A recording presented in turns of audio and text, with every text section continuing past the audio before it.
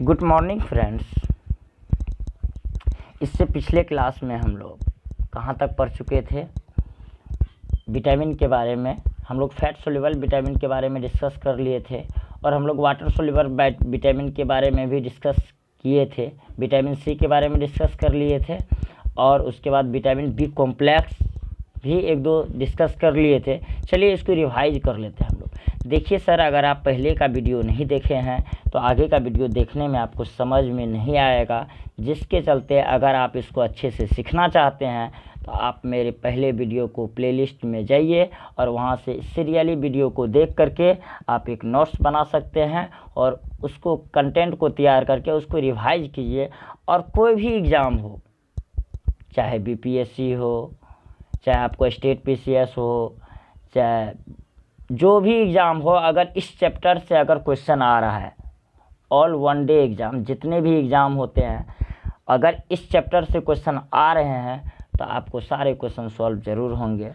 अगर सॉल्व नहीं हो रहा है कोई भी क्वेश्चन तो आप हमको कमेंट बॉक्स में बताइए और आगे हम इसको सॉल्व आउट करेंगे। चलिए सर, अब हम लोग स्टार्ट कर रहे हैं। आज विटामिन बी कॉम्प्लेक्स आज पढ़ेंगे हम लोग। चलिए ठीक है, चलिए शुरू करते हैं हम लोग। क्या शुरू करेंगे? विटामिन स्टार्ट कर रहे हैं हम लोग। विटामिन बी कॉम्प्लेक्स किसको कहते हैं? क्लियर है? देखिए, विटामिन बी कॉम्प्लेक्स कहने का मतलब है बहुत सारा बी में विटामिन है, इसलिए हम लोग क्या बोल दिया इसको? Vitamin B complex. देखिए, विटामिन बी1 का केमिकल नेम क्या है? थायमिन नाम है। इसका सोर्स क्या है? कल ही पढ़ लिए थे हम लोग। हरी सब्जी मूंगफली है और एग और मिल्क है। इसके डिफिशियंसी से कौन सा रोग होगा? बेरी रोग होगा। बेरी रोग का सिम्टम्स क्या है? शरीर में दर्द होना, कमजोरी होना, प्रतिरक्षा कमज़ोर होना। यानी हम कह सकते हैं इम्यूनी पावर जो है, इम्यूनी पावर क्या होना? वीक होना। यानी ये किसका लक्षण है? बेरी रोग का लक्षण है। तो ये सब आपका ये सिम्टम्स हो गया। देखिए, आप इसको याद रखिएगा, रिमेंबर कीजिएगा। विटामिन बी1 का क्या नाम हुआ? केमिकल नेम थायमिन नाम हुआ। इसका सोर्स क्या है? हरी साग सब्जी, मूंगफली, मिल्क, एग। इसका यहाँ से हमको ये विटामिन बी1 प्राप्त करते हैं। इसके कमी होने पे बेरी रोग होगा।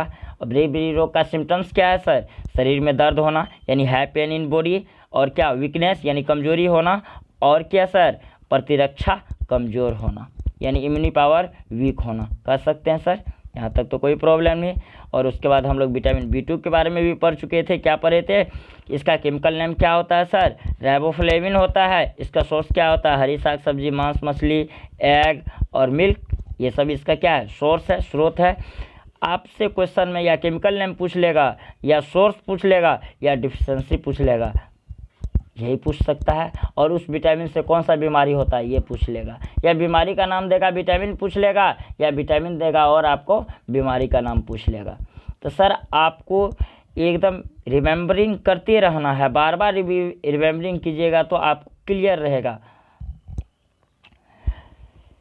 चलिए सर, विटामिन बी2 के डिफिशियंसी से कौन सा बीमारी होता है? जीभ का लाल होना, यानी जीभ जो होता है लाल जो हो जाता है, किस विटामिन की कमी के कारण हो जाता है? विटामिन बी2 के कारण। और ओठ का क्रैक्स ऑन ओठ, लिप्स में, यानी ओठ का फटना किस विटामिन की कमी के कारण होता है सर? विटामिन बी2 के कमी के कारण होता है। चलिए हम लोग बी3 पढ़ लेते हैं। बी3 भी पढ़ चुके थे इससे पिछले क्लास में। चलिए रिवाइज कर लेते हैं।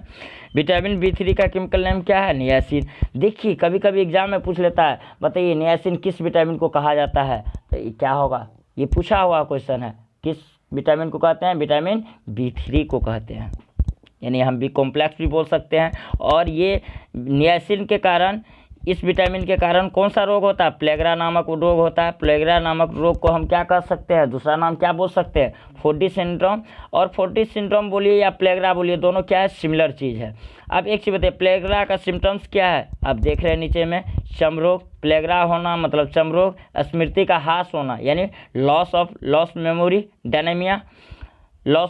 डायनेमिया। और क्या? डायरिया। आप देखते हैं किसी को बार बार उल्टी होते रहता है, वो रुकता नहीं है, इसका मतलब वो किसका शिकार हो गया? डायरिया का शिकार हो गया। तो ये होना। और बार बार बहुत उल्टी होगा तो उसका क्या होगा? मृत्यु भी हो सकता है। इसलिए ये 4 इसका क्या है? सिम्टम्स है। इसलिए इसका नाम क्या बोला गया? प्लेगरा का दूसरा नाम फोर्टी सिंड्रोम। चलिए सर, यहाँ तक क्लियर है? चलिए, और हम लोग जानते हैं शरीर में विटामिन बी3 ही क्या करता है? कोलेस्ट्रॉल को नियंत्रण करने का कार्य करता है। यानी हम कह सकते हैं अगर हमारे शरीर में कौन सा विटामिन कोलेस्ट्रॉल का नियंत्रण करता है, मेंटेन करता है, तो हम कह देंगे vitamin B3 is the right answer. चलिए अब हम लोग विटामिन B5 के बारे में पढ़ेंगे। B5 को क्या कहते हैं? पेंटोथेनिक एसिड, पेंटोथेनिक सॉरी, इसका केमिकल नेम क्या होता है विटामिन B5 का?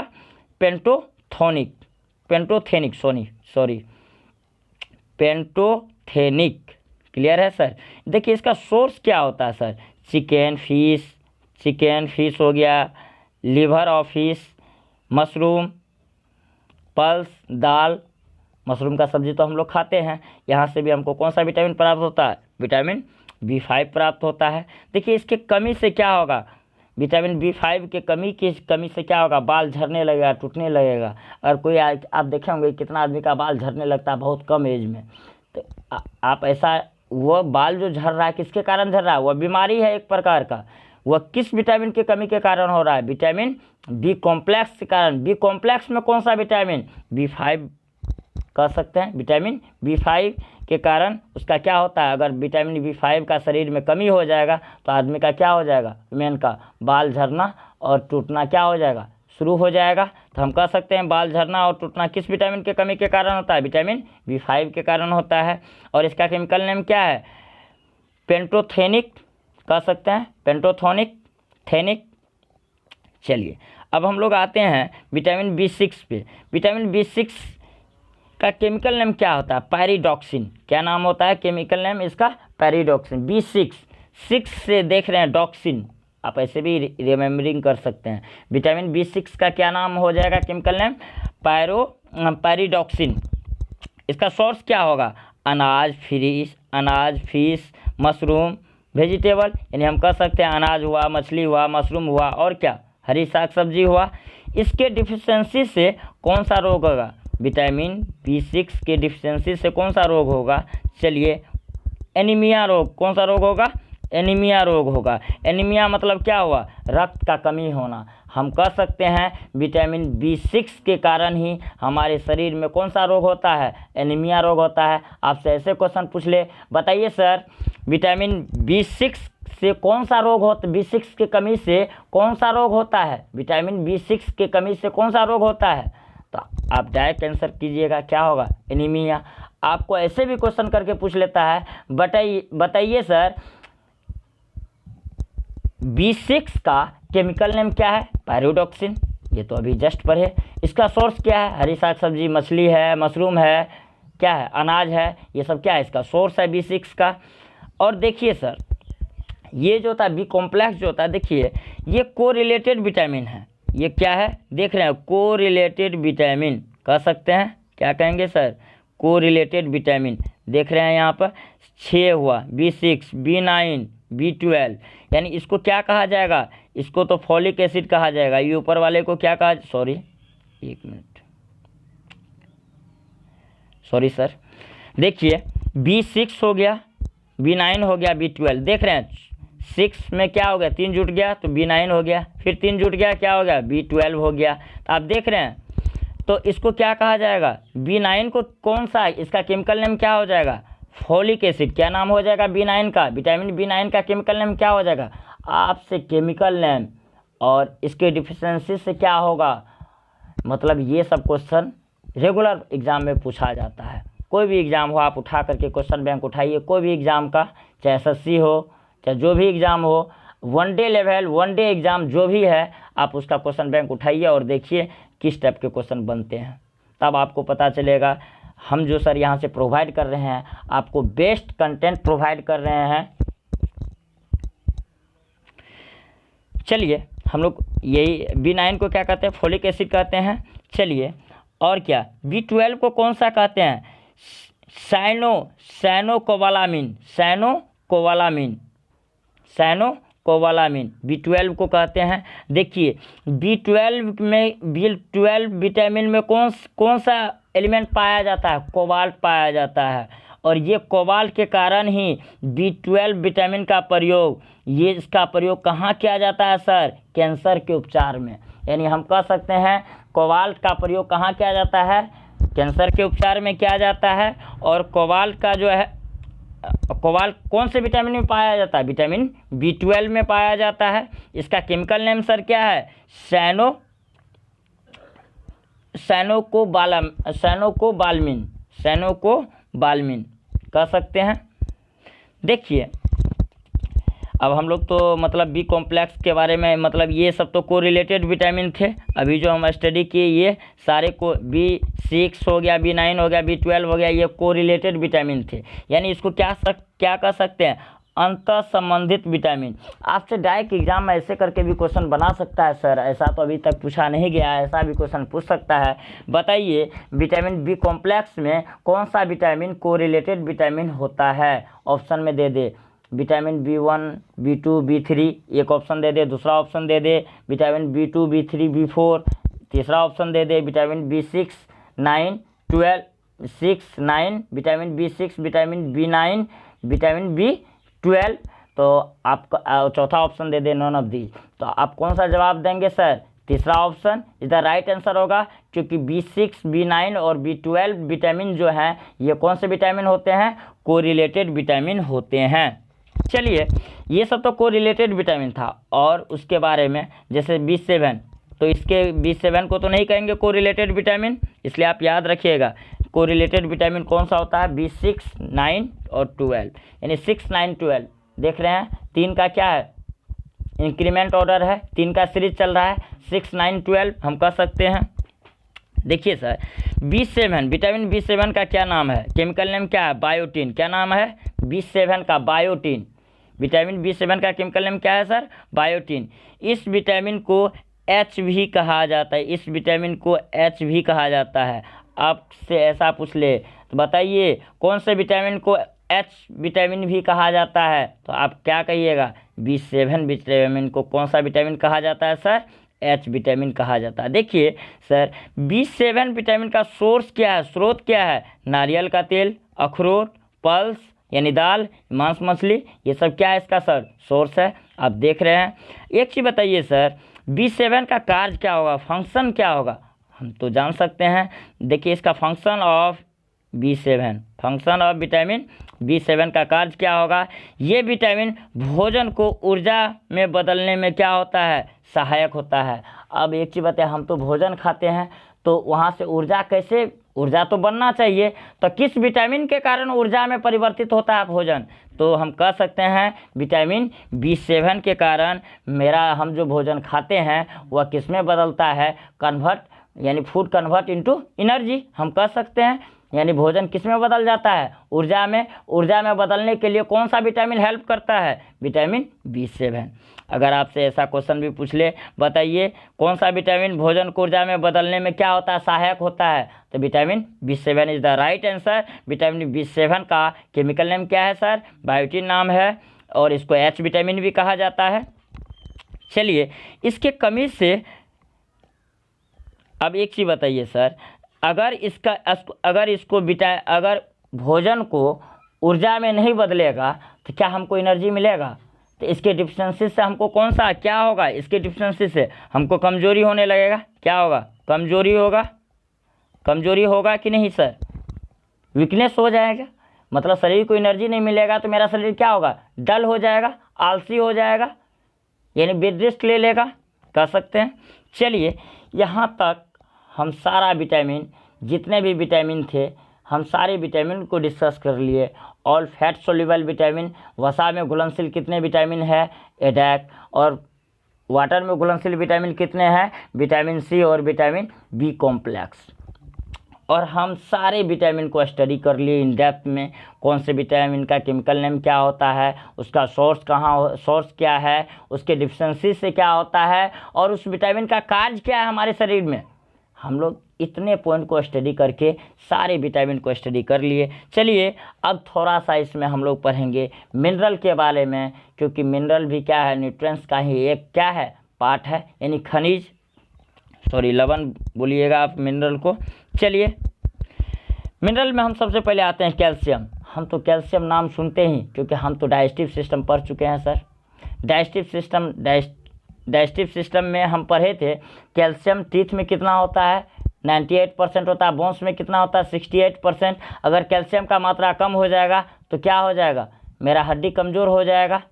तो उसको एक प्रकार का बीमारी दिए थे। चलिए अब इसमें हम लोग कंटेंट इसमें लिखा हुआ है, उसके आधार पे स्टेप बाय स्टेप पढ़ेंगे ताकि कोई चीज़ छूटे नहीं। देखिए सर, कैल्शियम जो है, कैल्शियम ये कहाँ, ये कैल्शियम किसका घटक है, किसका कंपोजिशन है। कैल्शियम जो है हड्डी और दांत का क्या होता है, घटक होता है, कह सकते हैं। कैल्शियम जो है किसका कंपोनेंट है, हम कह सकते हैं calcium is the component of bones and teeth, यानी ये हड्डी और दांत का क्या है, घटक है। देखिए इसका कार्य क्या होता है, कठोरता और मजबूती प्रदान करना। हम तो जानते हैं कैल्शियम का मात्रा बढ़ेगा तो हार्डनेस क्या करेगा, बढ़ जाएगा। कैल्शियम का मात्रा घटेगा तो हार्डनेस क्या होगा, घट जाएगा। चलिए देखिए कैल्शियम का सोर्स क्या क्या है। कैल्शियम का सोर्स है मिल्क, चिकन, फिश, फ्रूट, ये सब क्या है, इसका सोर्स है। क्या है, दूध, चिकन, मछली और क्या, फल, ये सब क्या है, कैल्शियम का स्रोत है। कैल्शियम हमारे शरीर को कैसे प्राप्त होगा, ये सब चीज़ से प्राप्त होगा। देखिए इसके डिफिशियंसी से हम आपको पहले ही बताए, हड्डियाँ क्या हो जाएगा, कमज़ोर होगा। कमज़ोर होगा तो कितने प्रकार का होगा, 2 प्रकार का रोग होगा, एक बच्चों में होगा, एक एडल्ट में होगा। दोनों को अलग अलग नाम से जानते हैं, इसलिए हम लोग क्या कहेंगे, कितने प्रकार का रोग होगा, 2 प्रकार को। रिकेट्स जो होता है ये किस में होता है, चाइल्ड में होता है। रिकेट्स कहने का मतलब सूखा रोग, यानी आप देखते होंगे कोई बच्चे से ही क्या हो जाता है, दुबला पतला हो जाता है। तो हम लोग क्या कहते हैं, उसके बच्चे को क्या है, कैल्शियम का क्या हो गया, कमी हो गया, जिसके कारण उसका शरीर कैसा हो गया, सूखा हो गया। उसी बीमारी को क्या कहा जाता है, रिकेट्स कहा जाता है। तो हम कह सकते हैं रिकेट्स किस में होता है, एडल्ट में होता है कि चाइल्ड में होता है। तो हम कह सकते हैं रिकेट्स किसको होगा, ये चाइल्ड में होगा। रिकेट्स किस में होगा सर, चाइल्ड में होगा। और ओस्टियोमलेशिया जो होगा ये किस में होगा, एडल्ट में होगा। ओस्टियोमलेशिया ये किसके कारण होता है, कैल्शियम की कमी के कारण। रिकेट्स किसके कारण होता है, कैल्शियम की कमी के कारण। दोनों होता है कैल्शियम की कमी के कारण ही, लेकिन बच्चों में अगर होगा तो उसको रिकेट्स बोला जाएगा, एडल्ट में होगा तो क्या बोला जाएगा सर, ओस्टियोमलेशिया। चलिए सर देखिए, अगर हमारे शरीर में कैल्शियम का मात्रा बढ़ जाए, हमारे शरीर में कैल्शियम का मात्रा बढ़ जाए तो शरीर का वैल्व जो होता है वो क्या हो जाएगा, कठोर हो जाएगा। और आप जानते हैं ये फूड पाइप है, यही फूड पाइप से भोजन जाता है और यही फूड पाइप से मतलब सांस भी अंदर, हम लोग रेस्पिरेटरी सिस्टम भी सारा चलता है। आप सोचिए यहाँ पे वैल्व जो होता है, जैसे अगर हम भोजन खाएंगे तो भोजन वाला वैल्व क्या हो जाएगा, खुल जाएगा और सांस लेने वाला वैल्व को क्या कर देगा, और उसको क्या कर देगा, कवर कर देगा। जब उसको देखिए, ये मान लीजिए पाइप है, एक डायग्राम से आपको बताना चाह रहे हैं। मान लीजिए ये पाइप है, ये है, आपको मान लीजिए इधर एयर आ रहा है, इधर से भोजन आ रहा है। एक चीज़ बताइए, यहाँ पे एक प्रकार का वैल्व होगा, एक वैल्व कहाँ होगा, यहाँ पे होगा। तो अब एक चीज़ बताइए, जैसे खाना अंदर जाएगा तो ये वैल्व खुल करके इसको क्या कर देगा, क्लोज कर देगा, इस वैल्व को क्लोज कर देगा। जैसे यहाँ से सांस लेंगे तो क्या करेगा, फूड पाइप को क्या कर देगा, बंद कर देगा। तो यानी यहाँ पे एक प्रकार का वैल्व होता है। उसी तरह से आप जानते होंगे हमारे हार्ट में 4 प्रकार के वैल्व होते हैं, 4 वैल्व होते हैं। तो वो वैल्व अगर सही से काम नहीं करेगा तो क्या मेरा शरीर में ब्लड का सर्कुलेशन सही से हो पाएगा, नहीं हो पाएगा। इसलिए हम कहेंगे कैल्शियम का मात्रा ज़्यादा होने पे भी क्या हो जाता है, हमारे शरीर को दिक्कत है, वो वैल्व क्या हो जाएगा, कठोर हो जाएगा। तो क्या वह सही रूप से काम करेगा, नहीं करेगा, प्रॉपर वर्किंग होगा वैल्व का, नहीं होगा। इसलिए हम कह सकते हैं कैल्शियम के एक्सेसिव मात्रा होने से हमारे शरीर में वैल्व जो होते हैं हमारे शरीर में वो क्या हो जाता है, कठोर हो जाता है। क्लियर है। चलिए सर, अब हम लोग पढ़ेंगे एक मिनरल्स। तो अभी हम लोग किसके बारे में पढ़ रहे थे, कैल्शियम के बारे में। अब सोडियम के बारे में पढ़ते हैं। देखिए सोडियम, जानते हैं सोडियम क्या है, मेटल है। सोडियम क्या है सर, मेटल है। सोडियम क्या है, मेटल है। एक चीज़ बताइए सर, यह विद्युत रासायनिक आवेग उत्पन्न करता है। ये सोडियम जो है, सोडियम हमारे शरीर में क्या काम करता है, ये विद्युत रासायनिक आवेग, इसको क्या कहेंगे, इलेक्ट्रोकेमिकल सिग्नल उत्पन्न करता है। हम कह सकते हैं सोडियम प्रोड्यूसेज अ इलेक्ट्रोकेमिकल सिग्नल, यानी सोडियम क्या करता है सर, विद्युत रासायनिक आवेग को उत्पन्न करता है, प्रोडक्शन करता है, कह सकते हैं। देखिए जब इलेक्ट्रोकेमिकल सिग्नल जनरेट करेगा तो ये सिग्नल किससे जुड़ा रहेगा, मस्तिष्क से जुड़ा रहेगा। तो हम देखिए यहाँ पे यह मस्तिष्क और अन्य अंगों के बीच सूचना और भोजन का और यह मस्तिष्क, देखिए यह हैंड है, हाथ है, हाथ को मस्तिष्क के बीच सूचना इन्फॉर्म करने का जो काम करेगा वो कौन सा सिग्नल करेगा, इलेक्ट्रोकेमिकल सिग्नल करेगा। तो हम कह सकते हैं मस्तिष्क तक सूचना पहुंचाने के लिए कौन से सिग्नल का प्रयोग किया जाता है, इलेक्ट्रोकेमिकल सिग्नल का प्रयोग किया जाता है, यानी विद्युत रासायनिक आवेग का प्रयोग किया जाता है।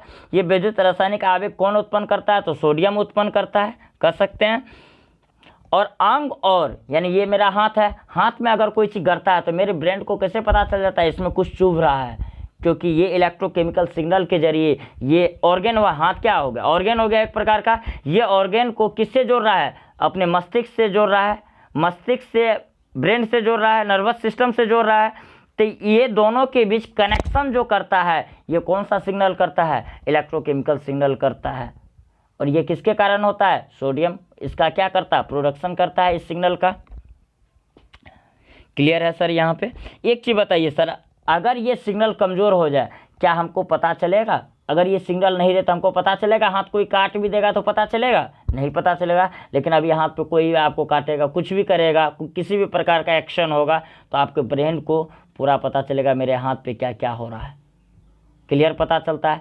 तो ये किसके कारण पता चलता है, इलेक्ट्रोकेमिकल सिग्नल के कारण पता चलता है। चलिए अब हम लोग आगे पॉइंट डिस्कस करते हैं।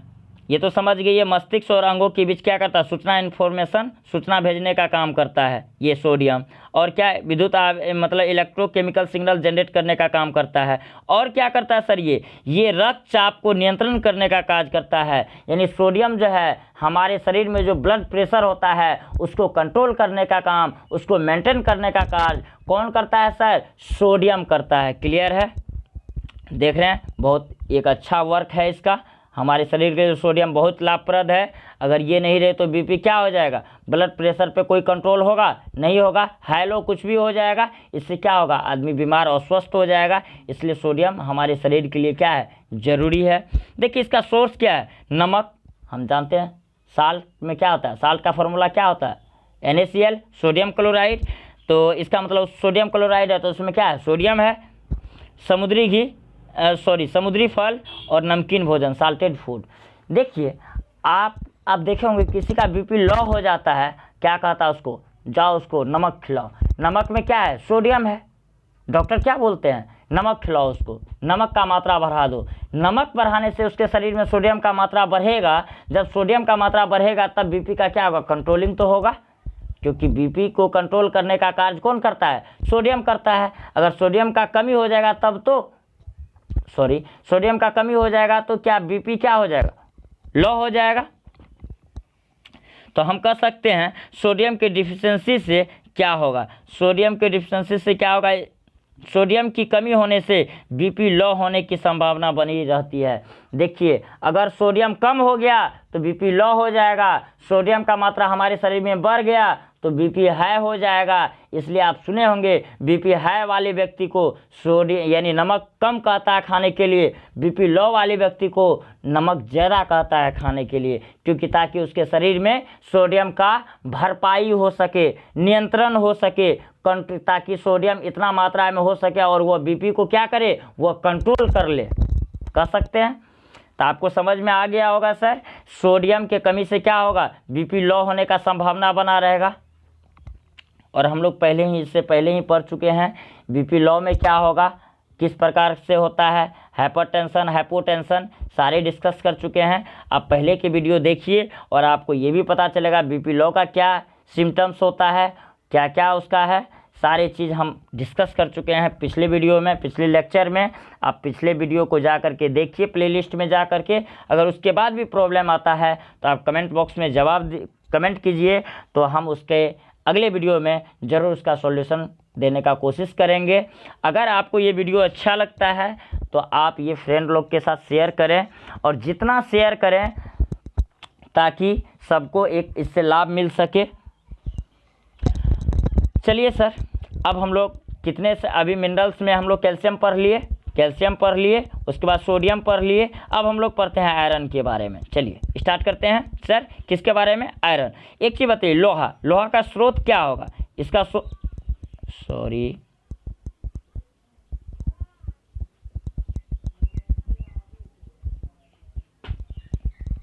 देखिए सर, लोहा का सोर्स क्या होगा, इसका स्रोत क्या होगा? पालक होगा, मेथी होगा, और क्या होगा? हरी साग सब्जी होगा, यही होगा इसका स्रोत। चलिए देखिए, लोहा जो होता है यह हीमोग्लोबिन की मात्रा को क्या करता है? संतुलित करता है। हमारे शरीर में क्या है? हीमोग्लोबिन है। हीमोग्लोबिन को कंट्रोल करने का कार्य कौन सा करता है? कौन सा मिनरल करता है? आपको एग्जाम में पूछ ले तो एक ऑप्शन दे दे सोडियम, एक ऑप्शन दे दे सोडियम, कैल्शियम, मैग्नीशियम, आयरन। बताइए कौन सा जवाब होगा? आयरन, लोहा। हमारे शरीर में हीमोग्लोबिन को कौन कंट्रोल करता है? तो क्या होगा? आयरन, लोहा। एक चीज़ बताइए सर, यह आयरन जो है जब ये मात्रा को कंट्रोल करता है तो इसका मतलब यह हीमोग्लोबिन का क्या होगा? घटक भी होगा, यानी कंपोनेंट भी होगा। किसका कंपोनेंट होगा? हीमोग्लोबिन का कंपोनेंट भी होगा। होगा कि नहीं? तो हम कह सकते हैं आयरन जो होता है सर, आयरन जो होता है यह हीमोग्लोबिन का क्या होता है? घटक होता है। कह सकते हैं। क्लियर है? चलिए, इसके डिफिशेंसी से क्या हो जाएगा? अब एक चीज़ बताइए, यह हीमोग्लोबिन का मात्रा, आयरन की कमी होने से हीमोग्लोबिन का मात्रा शरीर में क्या हो जाएगा? घट जाएगा। आयरन की ज़्यादा होने से हीमोग्लोबिन का मात्रा शरीर में क्या हो जाएगा? बढ़ जाएगा। अगर हीमोग्लोबिन, आयरन की मात्रा शरीर में क्या हो जाए? कम हो जाए, तब क्या हो जाएगा? एनीमिया हो जाएगा। क्या हो जाएगा? एनीमिया। यानी एनीमिया का मतलब हम कह सकते हैं अगर शरीर में आयरन की मात्रा घट जाए तो उस व्यक्ति को शरीर में रक्त का क्या हो जाएगा? कमी हो जाएगा। रक्त का कमी होना ही क्या कहलाता है? एनीमिया कहलाता है। क्लियर है? रक्त का कमी होना क्या कहलाता है? एनीमिया कहलाता है। आपसे कोई पूछ ले बताइए एनीमिया में क्या होता है, तो आप कह सकते हैं सर एनीमिया उसको कहते हैं जिसके शरीर में रक्त का कमी हो जाए तो उस व्यक्ति को हम क्या कहेंगे? उसको एनीमिया हो गया। एनीमिया किसके कारण होता है? लोहा के कारण होता है, आयरन के कारण होता है। आयरन का सोर्स क्या है? पालक, मेथी, ये सब क्या है? उसका सोर्स है, स्रोत है। एक चीज़ बताइए, हीमोग्लोबिन को नियंत्रण करने का कार्य कौन करता है? आयरन करता है, लोहा करता है। और हीमोग्लोबिन का घटक कौन है? आयरन है। किसको कहेंगे? हीमोग्लोबिन का घटक कौन होगा? जब वो कंट्रोल करता है हीमोग्लोबिन को तो घटक भी तो लोहा ही होगा। ऑब्वियसली कह सकते हैं हम लोग। जब वो कंट्रोल करता है, कोई चीज़ कंट्रोल करता है, आयरन कंट्रोल करता है किसको? हीमोग्लोबिन को। तो अब एक चीज़ बताइए, आयरन का मात्रा घटेगा तो हीमोग्लोबिन का मात्रा घटेगा, आयरन का मात्रा बढ़ेगा तो हीमोग्लोबिन का भी मात्रा क्या होगा? बढ़ेगा कि नहीं बढ़ेगा? अगर मान लीजिए हीमोग्लोबिन का मात्रा उसके शरीर में कम हो जाए तो उससे क्या हो जाएगा? एनीमिया हो जाएगा। हम कह सकते हैं या हीमोग्लोबिन का मात्रा घट जाए तो क्या होगा? एनीमिया होगा। आयरन का मात्रा घट जाए तो क्या होगा? एनीमिया होगा। दोनों प्रकार से क्वेश्चन आपसे पूछा जा सकता है, इसलिए आप लोग घबराइएगा नहीं।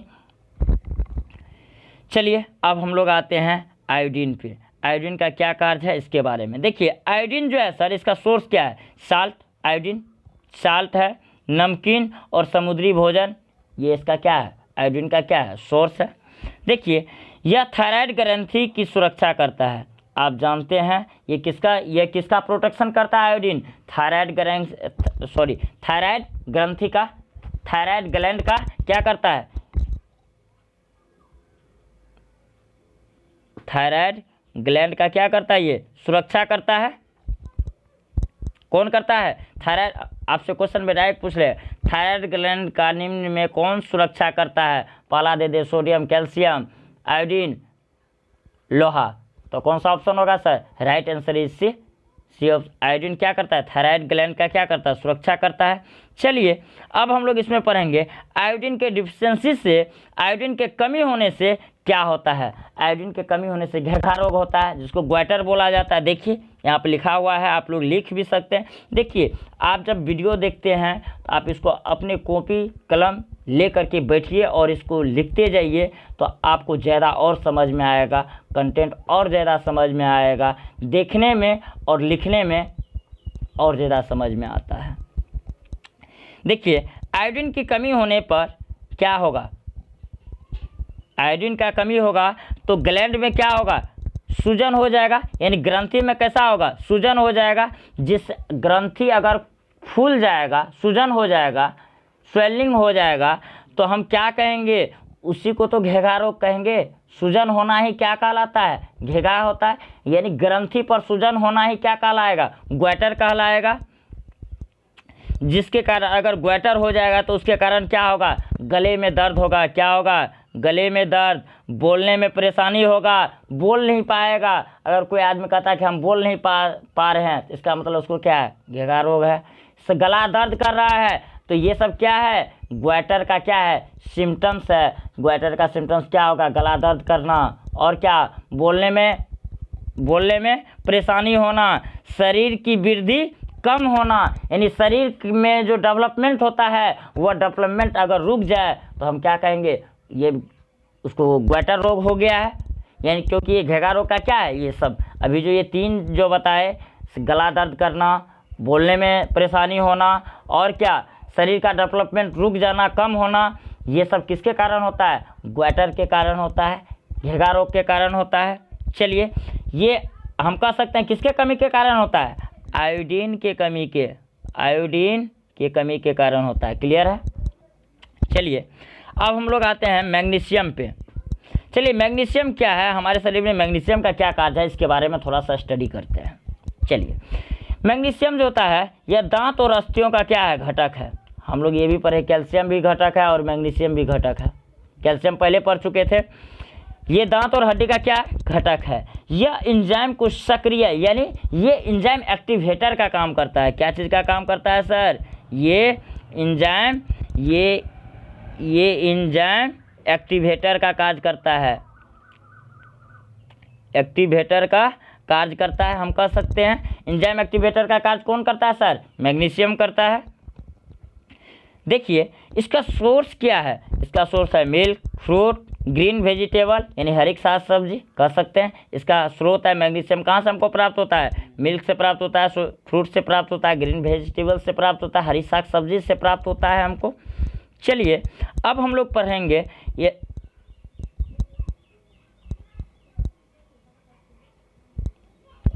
फ्लोरीन के बारे में, और ये लास्ट है। चलिए, fluorine is the last mineral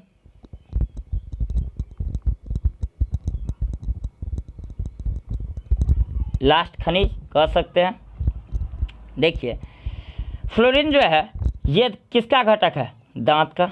हम कह सकते हैं फ्लोरीन किसका घटक है, फ्लोरीन दांत का घटक है। यह इनेमल की सुरक्षा का, यह इनेमल जो दांत का, ये आप लोग स्ट्रक्चर इस तरह से पढ़े थे। ये ऊपर वाला भाग क्या होता है, एनिमल होता है।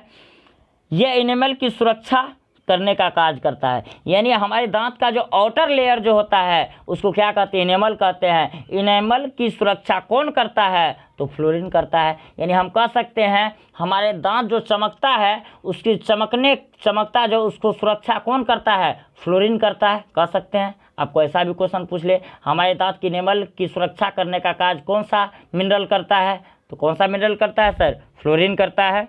देखिए, फ्लोरीन की मात्रा अधिक होने पर देखिए सर, फ्लोरीन की मात्रा अधिक हो जाए अगर हमारे शरीर में, वो तो हम समझ गए दांत की इनेमल की सुरक्षा कौन करता है, फ्लोरीन करता है।